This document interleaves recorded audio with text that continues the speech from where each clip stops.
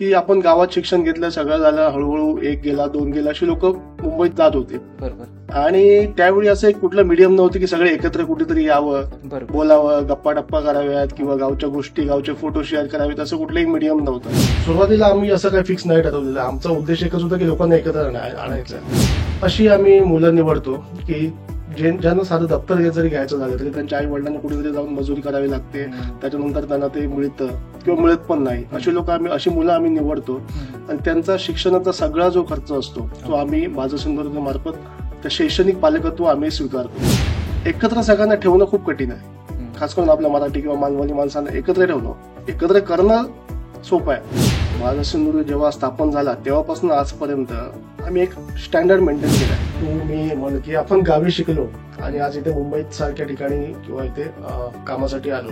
हे जर नोकरीच्या संधी जर गावी निर्माण झाल्या तर मला वाटतं खूप मोठा फरक पडेल. त्यांना नवीन काय सांगायला गेलं की ह्यो काय मका शिकवतो, कुठेतरी आपल्याला विचार केला पाहिजे. असंच जर चालू राहिलं तर उद्या सगळी घरं बंद पडतील, मग काय करणार. आपली मेंटॅलिटी कशी आहे ना की 10तल्या 8 गोष्टी चांगल्या झाल्या तर ठीक आहे, त्याच्याबद्दल कोणीच काय बोलत नाही. पण 2 गोष्टी चुकीच्या झाल्या ना की बोट मग तिथेच असते. हे असं झालंय.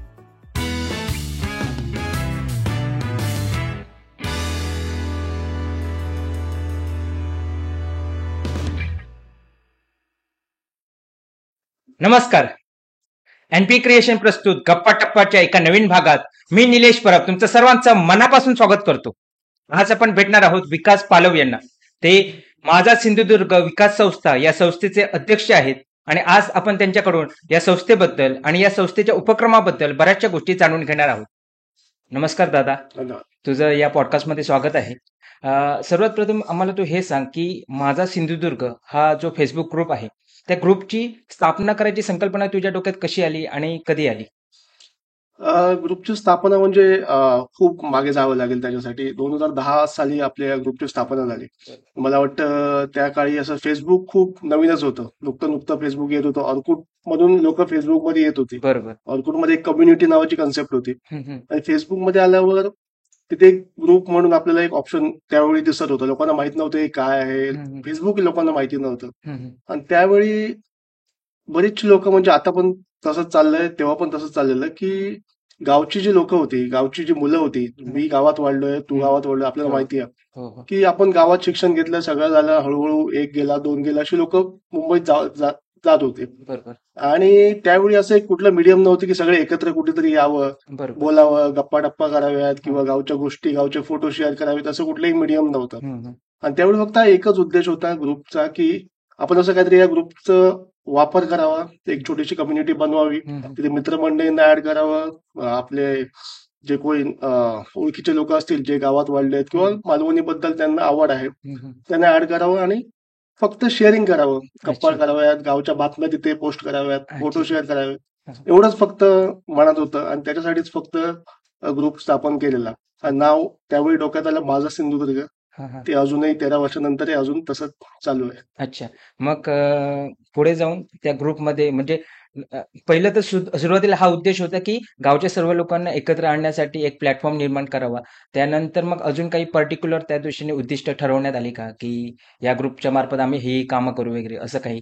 हा, म्हणजे पहिलं जर बघितलंस, माझं सिंधुदुर्गची हिस्ट्री जर बघितली गेल्या 13 वर्षातली, तर पहिले जवळपास 3 ते 4 वर्ष हे सगळं ऑनलाईनच चालू होतं. म्हणजे नवीन नवीन लोक अट्रॅक्ट होत होते, कारण आम्ही सुरुवातीपासून आतापर्यंत एक स्टँडर्ड मेंटेन ठेवलाय की नवीन नवीन पोस्ट करायच्या, लोकांना इन्व्हॉल्व ठेवायचं. त्यावेळी बरेचसे ऑनलाईन कॅम्पेन चालायचे, फोटो स्पर्धा किंवा असे बरेचसे करमणुकीचे चालायचे. त्यावेळी ग्रुप खूप कमी होते. आता खूप 1750 ग्रुप झाले. मालवणीचे तर एवढे ग्रुप आहेत की आता समजत नाही की कुठल्या ग्रुप काय करतो. त्यावेळी असं नव्हतं, एक मोजकेच ग्रुप होते, हाताच्या बोटावर मोजण्या एवढे. त्याच्यामुळे लोक पटकन अट्रॅक्ट व्हायचे. आणि आम्ही पहिल्यापासून तसंच ठेवलेलं, एक स्टँडर्ड होता, एक प्रॉपर आम्ही कंटेंट मध्ये लोकांपर्यंत मांडायचो. आणि त्याच्यामुळे लोक अट्रॅक्ट व्हायची. बरीचशी लोक, आता ते प्रमाण खूप कमी झालंय, म्हणजे पोस्टवर कमेंट करणं, ते गप्पा टप्पा चालणं, मजा मस्करी चालणं आता खूप कमी होतं. पण त्यावेळी एक पोस्ट टाकली की फटाफट तिकडे 100, 200, 300, 1000 कमेंट यायच्या. त्याच्यामुळे ऑनलाईन लोक भरपूर ऍक्टिव्ह असायचे. अगदी पहिल्या दिवसापर्यंत पासून चांगला रिस्पॉन्स भेटायचा की लोक अट्रॅक्ट व्हायची, एमएस मध्ये असायची, रोज यायची, गप्पा चालायच्या. त्याच्यानंतर नकळतपणे असा ग्रुप बनत गेला, ओळखी वाढत गेल्या, लोक रोज संध्याकाळी यायची, तिथे गप्पा चालायच्या. असं होत गेला. मला वाटतं 3 ते 4 वर्ष लागली आम्हाला ऑनलाईन मधनं ऑन ग्राउंड यायला. अच्छा. सो त्याच्यानंतर आम्ही पहिलं मला वाटतं स्नेहसंमेलन घेतलं 2014 साली. सो तो आमचा पहिला उपक्रम होता की अच्छा. ऑनलाईन मधून एक मुंबईतले जे आमचे ऍक्टिव्ह लोक होते ते सगळे मिळून आम्ही एक पहिला स्नेहसंमेलन 2014 साली केला. अच्छा.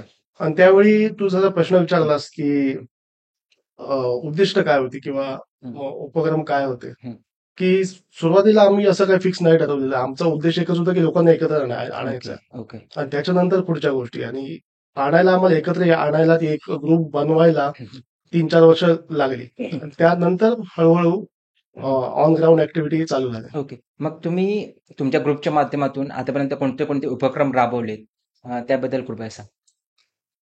ग्रुपच्या माध्यमातून बरेचसे उपक्रम चालत होत गेले. पण आता ह्या 3 ते 4 वर्षातले उपक्रम जो मला आवडतो आणि जो मला पुढे कंटिन्यू करायचा आहे तो म्हणजे माझा सिंधुदुर्ग शालेय शिष्यवृत्ती उपक्रम.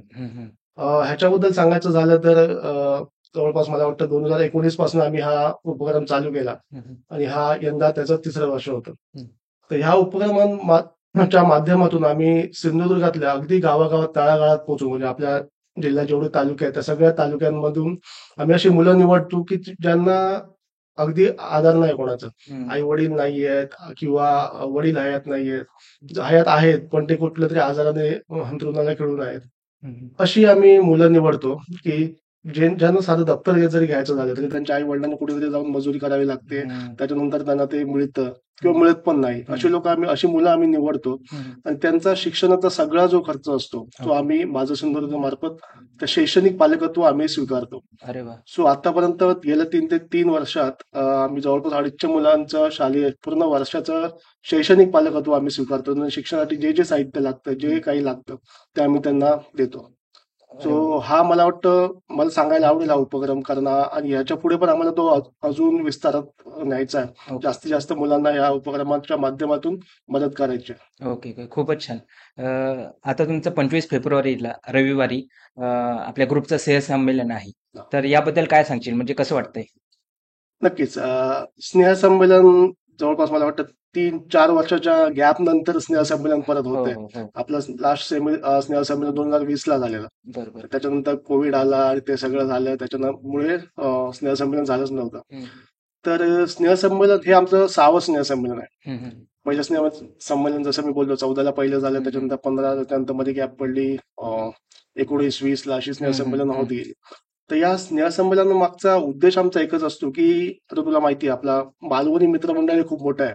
बरोबर. फक्त माझं सिंधुदुर्गच नाही, बरोबर. खूप सारे मालवणी ग्रुप आहेत.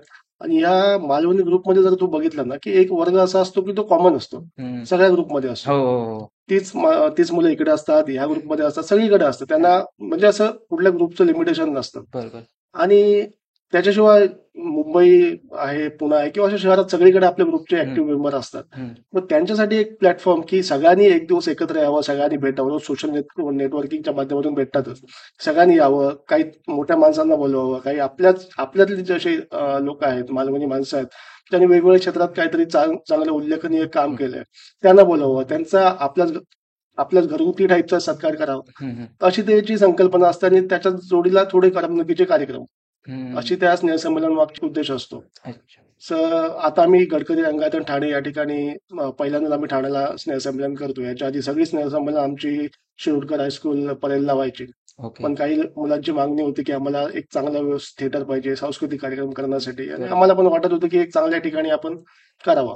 याच्यासाठी 25 फेब्रुवारीला श्री गडकरी रंगायतन ठाण्याला आम्ही कार्यक्रम करतोय 11 ते 2 या वेळात. बरोबर. आणि मला अपेक्षा आहे की आपल्या सगळ्या मालवणी माणसांचा, सगळ्या मित्रमंडळींचा, सगळ्यांचा चांगला सहभाग भेटावा आणि एक चांगला संस्मरणीय असा कार्यक्रम आपण करावा. हो, हो. आणि तो क्षण खूपच वेगळा असतो. म्हणजे खूप दिवसानंतर वगैरे सगळेजण एकत्र भेटतो, सर्व मालवणी मुलं वगैरे, आणि ते खूप छान वाटतं. खूप छान एक्सपिरियन्स असतो तो. आता तू जसं म्हणाला ना, की मालवणीच मुलांचे खूप वेगवेगळे ग्रुप आहेत आणि काही लोक तर सेम असतात सर्व ग्रुपमध्ये. तर तुला काय वाटतं, म्हणजे एवढे सारे ग्रुपची गरज आहे का? फेसबुक ग्रुपची किंवा जे पण ग्रुप आहेत ते एकाच ग्रुपच्या माध्यमातून कामं केलं तर चांगलं नाही का होऊ शकत? चांगला प्रश्न विचारलास, कारण ह्या प्रश्नाचं उत्तर द्यायला मला आवडेल. कारण फेसबुकवर, सोशल नेटवर्किंगवर पण ह्या विषयावर खूप गप्पा चालतात. बरोबर. कधी कुठल्या गप्पांमध्ये अशा गप्पांमध्ये मी सहसा सहभागी होत नाही की जिथे वादविवाद असतील किंवा अजून काहीतरी होईल. त्याच्यामुळे ह्या माध्यमातून मला या प्रश्नाचं उत्तर द्यायला नक्की आवडेल. हं. बऱ्याच वेळा असं होतं की एवढे ग्रुप कशाला, की मालवणीचे 10 ग्रुप आहेत, प्रत्येक जण आपल्याला वेगवेगळं करतो. बरं, मान्य आहे मला, आणि मला नक्कीच आवडेल की सगळ्यांचा म्हणून एक ग्रुप असावा. हं. पण जर तू प्रॅक्टिकली विचार केलास ना, तर हे शक्यच नाही, अशक्य गोष्ट आहे.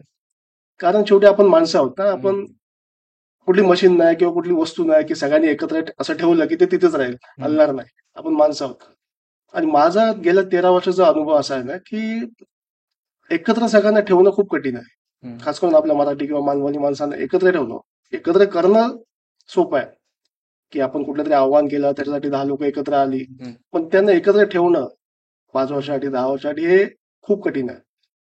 त्याच्यामुळे मला असं वाटतं ना, की ग्रुप एक असणं खूप चांगलं आहे, पण प्रॅक्टिकली जर बघितलंस ना, तर ग्रुप वेगवेगळे असतील तर खूप चांगलं आहे. कारण प्रत्येकाची एक वैचारिक विचार करण्याची हे असते किंवा काम करण्याची पद्धत असते, उद्दिष्ट असतात, ते प्रत्येकाचे वेगवेगळे असतात. बरोबर. तू जर बघितलं, आपल्या गावात पण जर बघितलं, एक गाव आहे पण त्याच्यात 10 मंडळ असतात. बरोबर. आपण विचारू शकतो, मग गावात एकच मंडळ का नाही?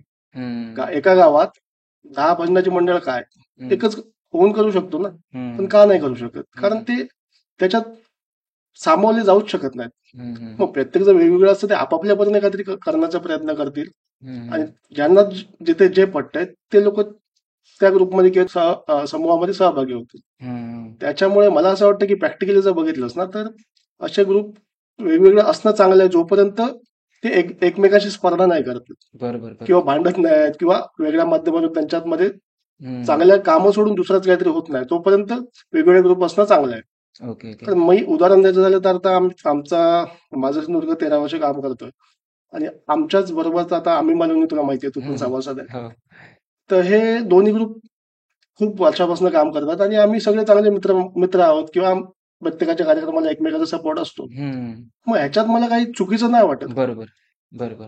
त्याच्यामुळे ठीक आहे, जोपर्यंत स्पर्धा होत नाही किंवा त्याच्यातनं काही भांडणं होत नाही, तोपर्यंत वेगळे ग्रुप असलेले ठीक आहे. बरोबर. प्रत्येकाने आपापल्याला जसं जमतं तसं काम करावं. बरोबर. प्रत्येकाने एकमेकाला सपोर्ट केला पाहिजे. हो. ते तू म्हणाला तसं बरं आहे. बरोबर आहे.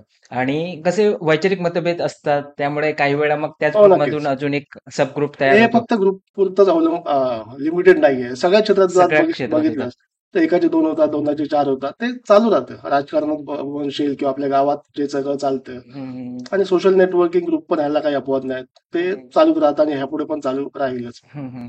मग हा माझा सिंधुदुर्ग ग्रुपचं वेगळेपण राखण्यासाठी तुम्ही काही विशेष प्रयत्न करता का?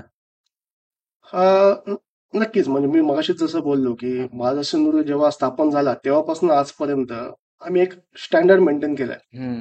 आणि आता म्हणजे लोकांमध्ये पण एक भावना आहे, की एम-एस. हं. एम-एस म्हणजे लोकांना कदाचित माहिती नसेल. एम-एस म्हणजे एक शॉर्ट फॉर्म आहे. माझा सिंधुदुर्ग. असं करून ते एम-एस या नावाने पण आपला ग्रुप ओळखला जातो. बरोबर. तर आपल्या ग्रुपचं एक वैशिष्ट्य एकच आहे, की एक तो विश्वास आम्ही संपादित केला ना लोकांचा, की हं. त्या स्टँडर्डच्या माध्यमातून किंवा जी आतापर्यंत कामं केली आहेत हं.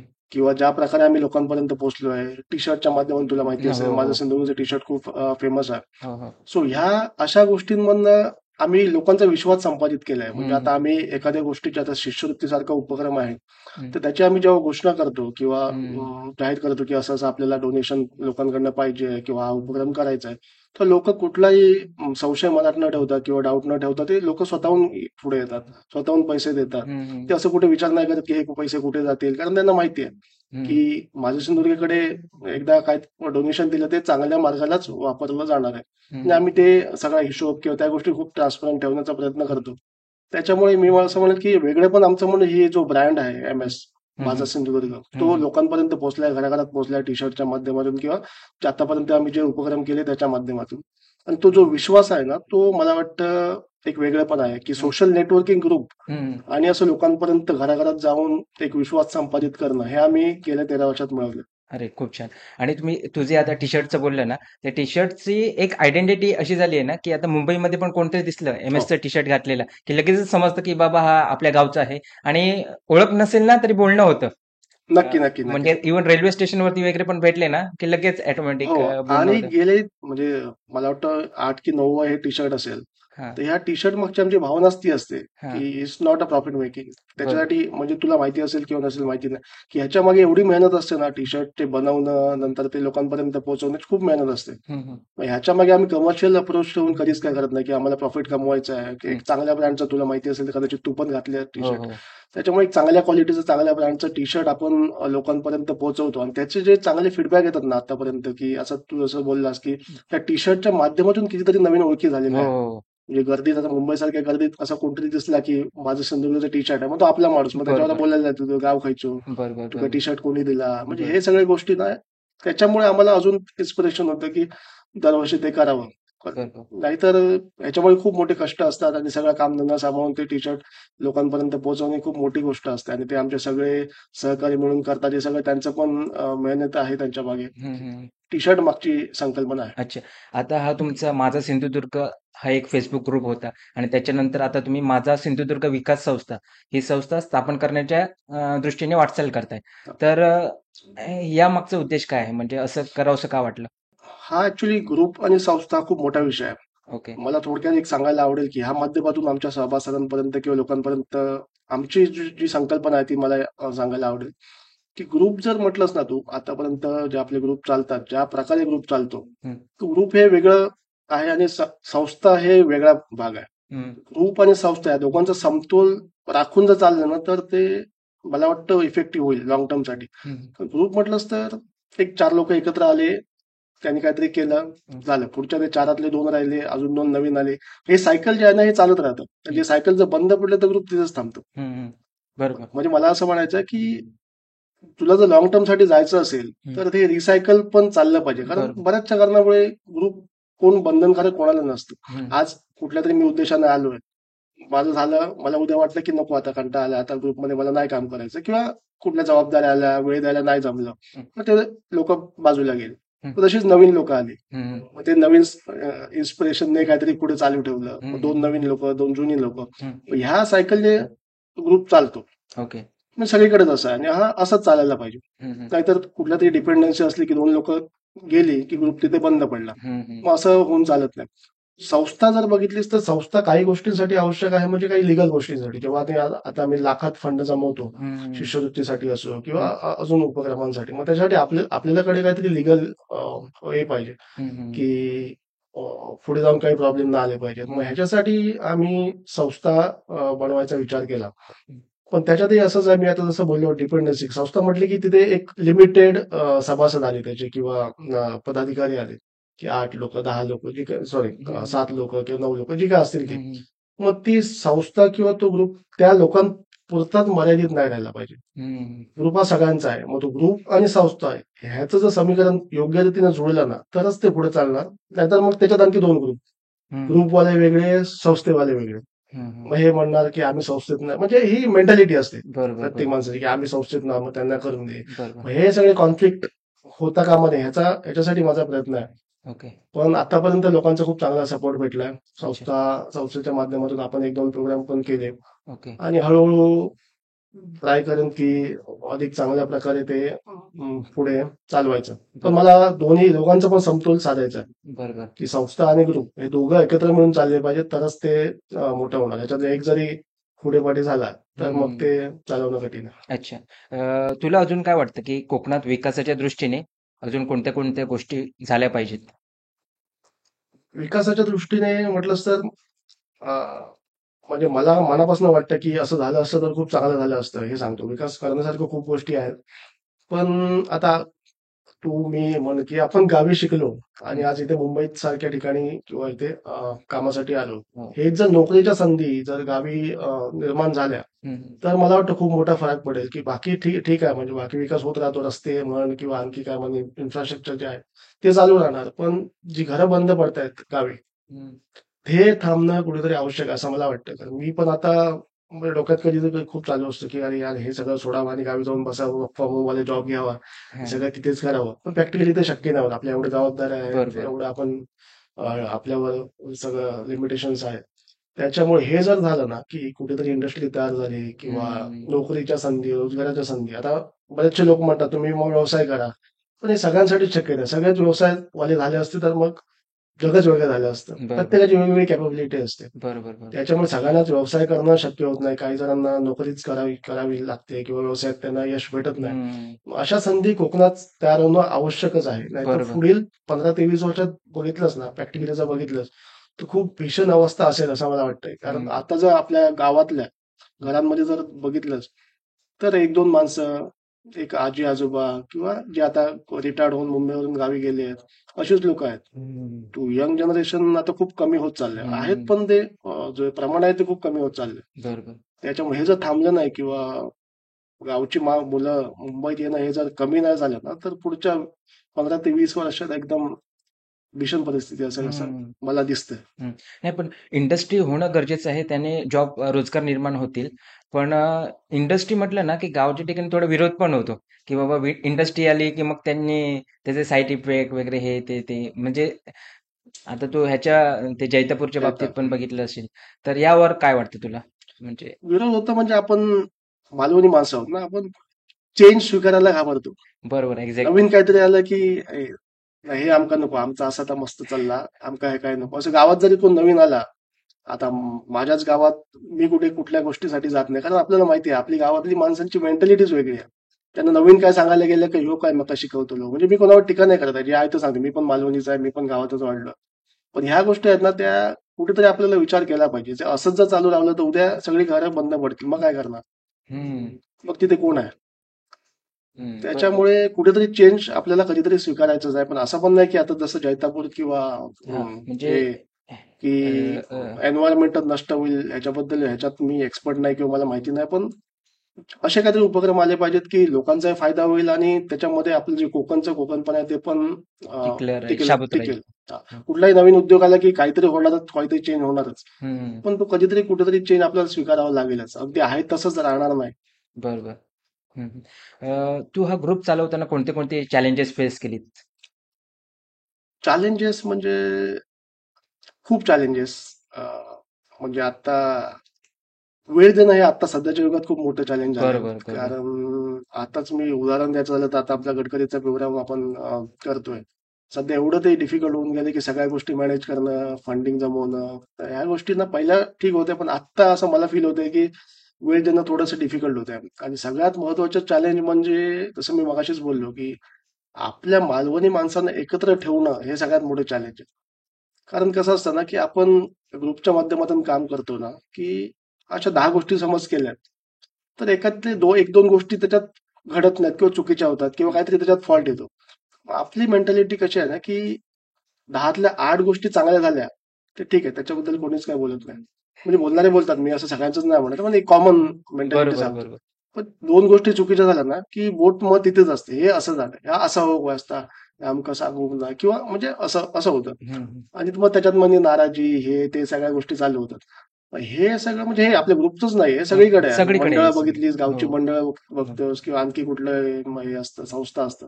सगळीकडे असंच आहे, की हे नाराजी किंवा हे हा इकडे गेला तर तिकडे गेला, हे सगळं कठीण आहे. कारण आपण जेव्हा करतो ना पुढे जाऊन, तेव्हा आपल्याला माहिती असतं, की हे आपण कसं करतोय. पण बाहेरून सगळं एकदम स्मूथ दिसत असतं. हं, सगळं व्यवस्थित चाललंय. हं, एकदम एक फोन केला की सगळं होतंय. असं नसतं. हं, त्याच्यात खूप चॅलेंजेस असतात आणि आपण ते कसं तरी एकदा करायचा प्रयत्न करत असतो. मग काही गोष्टी राहून जातात किंवा हं, काही गोष्टी मनासारख्या होत नाहीत. हं, हं. मग काही लोकं असतात, की फक्त तेवढंच धरून बसतात किंवा अशा प्रत्येक वेगवेगळ्या मेंटॅलिटी लोकं असतात. असं एकाच मी सांगत नाही. ओके. पण हे सगळं मॅनेज करणं आणि हे सगळ्यांना एका छताखाली नेऊन पुढे चालत राहणं हे कठीण आहे. हो, हो, हो. हे सगळ्यात मोठं चॅलेंज आहे. पण तू अशा काही आठवणी सांगू शकतो का, की तुम्ही उपक्रम तुमचे राबवताना तू अनुभवलेत आणि ते तुझ्या कायम लक्षात राहतील? सगळ्यात मोठं म्हणजे माझा सिंधुदुर्ग म्हटलं, की मला पहिलं आठवतं ते म्हणजे आमचं पहिलं स्नेहसंमेलन. ओके. ते शिरोडकर हायस्कूलमध्ये केलेलं म्हणजे तेव्हा सगळंच नवीन होतं. हं, कोण कोणाला ओळखत नव्हते किंवा Facebookवरनं वगैरे सगळं चाललेलं. आणि मला आठवतं मी तेव्हा गोव्याला होतो. हं, आणि इथली आमची खूप चांगली टीम होती. आमचं सगळ्यांचं खूप बॉन्डिंग होतं. आणि ते स्नेहसंमेलन झालं, सगळे एकत्र भेटले. फर्स्ट टाईम सगळे ऑनलाईनवरनं ऑफलाईनवर आलेले एक रिअल ऑन ग्राउंड एक चांगला इव्हेंट होत होता. हं, मग तो मला वाटतं मला सगळ्यात आवडतो म्हणजे हं. जर मागे जाऊन बघितलं तर ती गोष्ट ते जे क्षण होते ना ते खूप चांगले होते. ते रिप्लेस नाही होऊ शकत. म्हणजे फर्स्ट टाइम आम्ही BSNL संमेलन केलेलं. त्याच्यानंतर एक मालवण किल्ल्यावरती आम्ही एक हे केलेलं, स्वच्छता मोहीम आणि वर्धापन दिन आम्ही राबवलेला. हम्म. ते पण खूप चांगले मुवमेंट होते. म्हणजे मालवण सारख्या किल्ल्यावर जिथे छत्रपतींचं तिथे स्मारक आहे किंवा पायाचे ठसे आहेत, त्या त्या ठिकाणी आम्ही स्वतः जाऊन साफसफाई केलेली किंवा वर्धापन दिनाच्या त्या महाराजांच्या मंदिरामध्ये एक चांगला कार्यक्रम केलेला. स्वतः महाराजांच्या अवतारात आम्ही काही वेशभूषेत आम्ही आमचेच सहकारी तिथे हे केलं आणि लोक एवढी इन्स्पायर हे झालेली ना, इमोशनल झालेली की महाराजांची येऊन पाया पडत होती, फोटो काढत होती. जे टुरिस्ट लोक तिथे यायचे ते लोक. सो एक खूप खूप सुंदर इव्हेंट केलेला. सो हे एक दोन इव्हेंट माझ्या कायम मला खूप आवडतात. अच्छा. सोशल मीडियाचा खूप चांगला प्रकारे उपयोग होतो हे तू तुमच्या ग्रुपच्या माध्यमातून दाखवून दिलेत. तर याबद्दल तुला काय वाटतं? म्हणजे काही ठिकाणी बघशील ना तर खूप निगेटिव्हिटी आहे, हो. की खूप सारे निगेटिव्ह कमेंट्स येतात किंवा जे काही. पण अशा प्रकारे एक चांगला पण उपयोग केला जाऊ शकतो, की सर्वांना एकत्र आणण्यासाठी आणि त्या सर्वांना एकत्र आणून काहीतरी चांगलं प्रोडक्टिव्ह करण्यासाठी. तर याबद्दल काय सांगशील? नक्कीच, नक्कीच. सोशल नेटवर्किंगचा चांगला उपयोग तर करता येतोच. आता आपलं ग्रुपच्या माध्यमातून ग्रुप जो आहे तो 100% सोशल मीडियामुळेच तयार झालाय किंवा ही बरोबर. जे लोक एकत्र आली ते सोशल मीडियामुळेच झाली आहेत. सोशल मीडियाच नसतं तर कुठलं आपल्याकडे मीडियमच नव्हतं की सगळ्यांनी एकत्र या किंवा ह्या सगळ्या ऍक्टिव्हिटीज करा. हम्म, हम्म, तर चांगला उपयोग करण्यासाठी खूप आहे. हे हम्म, जे आपलं नेटवर्क तयार झालंय ना, हम्म, ते त्याच्यातनंच एवढी कामं होतात इंटरनली. म्हणजे आपण उपक्रम राबवतो ते फक्त दिसतं ऑन हम्म, पेपर. पण जे आता आपली हजारो लोक आपल्या नेटवर्कमध्ये आहेत, मालवणी माणसं. म्हणजे आता हम्म, मी कुठल्याही मुंबईतल्याच उदाहरण द्यायचं झालं तर मुंबईत कुठे जरी गेलं, कुठल्या तरी एरियात कोण ना कोण आपला माणूस आहे. बरोबर. अशी कितीतरी कामं होतात, वैयक्तिकरित्या खूप कामं होतात. हम्म, आणि मला वाटतं हे सगळ्यात मोठं सोशल मीडियाचं ऍडव्हान्टेज आहे, की हे जे नेटवर्क तयार झाले ना, हम्म, त्याच्यामुळे चांगली कामं पण होतात. हम्म, बरेचसे म्हणजे आता ब्लड डोनेशन सारखे जे उपक्रम राबवतात, हम्म, अं, ते पण हे सोशल नेटवर्किंगचा खूप मोठा फायदा आहे त्याच्यातला, की हम्म, सोशल नेटवर्किंगच्या माध्यमातून लोक एकत्र येतात, ब्लड डोनेट करतात, हम्म, एकमेकांना मदत करतात. हम्म, हॉस्पिटल खूप खूप मला वाटतं बऱ्याच गोष्टी मला आठवतात. बऱ्याच वेळी असं आम्ही जे हॉस्पिटलाइज झाले त्यांच्यासाठी फंडिंग केलं, त्यांना मदत केली. हम्म, गरजेच्या वेळी म्हणजे कोरोना सारख्या वेळी बऱ्याच लोकांना आम्ही त्या फंडिंग मधनं म्हणजे फंड जमवून त्यांना सहकार्य केलं. असे खूप ऍडव्हान्टेजेस आहेत सोशल मीडियाचे. हम्म. ओके. यापुढचे तुमचे प्लान्स काय आहेत? म्हणजे अजून कोणते कोणते उपक्रम तुम्ही राबवणार आहात किंवा अजून 5-10 वर्षानंतर या ग्रुपला किंवा संस्थेला कुठे बघता? उपक्रम म्हणजे आता तू माझ्या सिंधुदुर्गचे उपक्रम बघशील गेल्या 3-4 वर्षातले, ते आम्ही खूप स्पेसिफिक म्हणजे 1 ते 2च उपक्रम आम्ही घेतो आणि तेच कंटिन्युअसली करण्याचा हम्म, प्रयत्न करतो. आता ह्याच्या पुढे जर जायचं असेल ना, तर मला जो शिष्यवृत्ती उपक्रम आहे, हम्म, त्याच्या माध्यमातून खूप मुलांना म्हणजे ज्यांना गरज आहे, ते अजूनही आपल्या गावी अशी खूप कुटुंब आहेत किंवा मुलं आहेत ज्यांना अगदी पाटी पेन्सिल किंवा वहीसाठी पण त्यांना पैसे मागताना पण त्यांना अजून कोणाकडे तरी हात पसरावे लागतात. हम्म, तर अशा मुलांसाठी काम करायचं आहे. हम्म, आम्हीच करतोय. पहिले आम्ही 30 मुलांना मदत केली. त्याच्यानंतर जवळपास 56 की 57 मुलांना मदत केली. गेल्या वर्षी आम्ही जवळपास 120 की 127 मुलांना मदत केली. हा हे जो रेशो आहे ना, तो वाढवत न्यायचा हम्म, आणि जास्तीत जास्त मुलांना ह्या माध्यमातून मदत करायची. तर आमचा पुढचं ध्येय एकच आहे, की या शिष्यवृत्ती उपक्रमाच्या माध्यमातून गरीब किंवा अति गरीब किंवा ज्यांना आई वडील नाहीत अशा मुलांना मुलांसाठी काम करायचं आहे. आता तुम्ही हा एवढी वर्ष ग्रुप चालवताय, तर या एवढ्या वर्षात तुम्हाला कोणत्या कोणत्या लोकांचा सपोर्ट मिळालाय की हे उपक्रम राबवण्यासाठी किंवा एकूणच सर्व ऍक्टिव्हिटीजसाठी?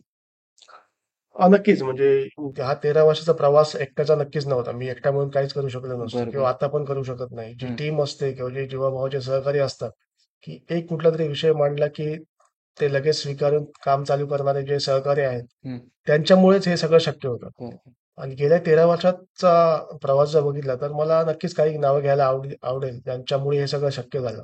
सगळ्यात आधी मी नाव घेईन ते माझा अगदी जवळचा सहकारी अमित कांदळकर. हम्म, अगदी ग्रुप स्थापन झाल्यापासून तो सोबत आहे आणि बऱ्याच चांगल्या अपडाऊनचे येत गेले ते कायम तो सोबत असतो आणि त्याचं कायम सहकार्य आहे, यापुढे पण राहील हम्म, आणि त्याचं खूप मोठं योगदान हम्म, आहे या माझ्या सिंधुदुर्गच्या प्रवासात. हम्म, जेवढं माझं आहे तेवढंच त्याचं पण आहे. ओके. त्याच्यासोबत बरेचसे आहेत म्हणजे नावं सगळी घेतली आणि कुठलं राहिलं तर कदाचित ते चांगलं दिसणार नाही. बरोबर. बरेचसे लोक आहेत म्हणजे जे अगदी सुरुवातीपासून आतापर्यंत कायम सोबत आहेत आणि अच्छा. अगदी खंबीरपणे साथ देतात आणि ओके. त्यांच्यामुळेच आम्ही असे उपक्रम घेऊ शकतो. ओके. अं, मला वाटतं गणेश पवार आहे, हा. प्रल्हाद भाटकर आहेत. हो. बरीच नाव आहेत, मी सगळ्यांची नावं घेत नाहीत कारण हा. हा. कोणाचं मुलं राहू शकतं. हा. तर असे बरेच लोक आहेत हा. की जीवाभावाचे सहकारी आहेत, ज्यांच्यामुळे हे सगळं शक्य झालं. नाही. आणि आता सोशल वर्क करताना वगैरे तो सोशल लाईफ आणि फॅमिली लाईफ ते मेंटेन कशी ठेवतो? हे खूप मोठं चॅलेंज आहे. हम्म. आणि गेल्या काही दिवस किंवा काही वर्षांमध्ये हे आम्ही जाणवलंय. म्हणजे मला तर जाणवलं की कुठेतरी आपण कॅल्क्युलेशन केलं पाहिजे. जर आपल्याला पुढे जायचं असेल, टिकवायचं असेल ना, तर हे आपण पहिला आधी ह्याचं कॅल्क्युलेशन केलं पाहिजे की आपण किती वेळ देऊ शकतो, किती एफर्ट टाकू शकतो. हम्म. कारण प्रत्येकाजण म्हणजे मी आणि माझ्यासोबत माझ्याबरोबर असणारे सगळेच जण हे नोकरी धंदेवालेच आहेत. इथे हम्म. कोणी फ्री नाही की जो फुल टाइम सोशल वर्क करतोय किंवा हम्म. 24 तास अवेलेबल आहे. सगळे माझ्यासारखेच आहेत. त्यामुळे मी स्वतः पहिला आणि मी सगळ्यांना हेच सांगत असतो, की तुम्ही तुमचं कॅल्क्युलेशन करा. तुम्ही पहिलं ठरवा, की तुम्ही किती वेळ देऊ शकता. हम्म. आणि ह्याच्यामुळेच आम्ही खूप लिमिटेड उपक्रम राबवतो. हम्म. जो याचा शिष्यवृत्तीचा आहे किंवा स्नेहसंमेलन एक करतो. त्याच्यानंतर टी शर्टचं एक कॅम्पेन करतो.